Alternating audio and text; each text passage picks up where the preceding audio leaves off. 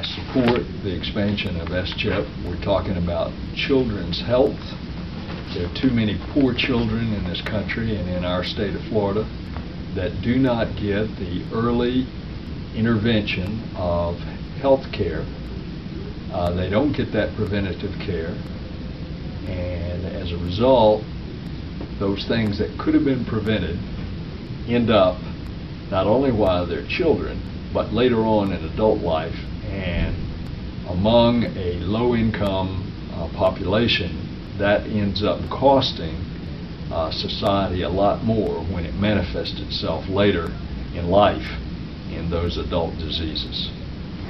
Society has a responsibility to help with low-income children, and ultimately, if we do it, it will save us money, because in the long run, if you could do preventative care now, it's going to cost us a lot less in the future.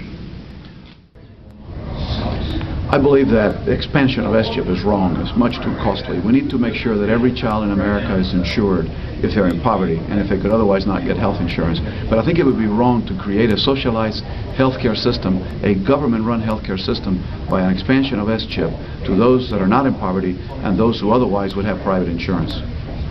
I think we should first and foremost look for the private care option. We should use government as a last resort. We shouldn't resort to government as the first option. It's too costly. A $1,500 policy will insure a child in Florida for a year. The same cost to government is over $2,500. The government just doesn't do it as well as the private sector. So we should allow for all children to be covered, what we've got now plus some modest expansion, but we shouldn't increase it to those that are not in poverty, to those who otherwise could afford private health insurance. I don't think there's any question that it's the first step towards socialized medicine. This is the first step towards a government-run healthcare system in America for all Americans.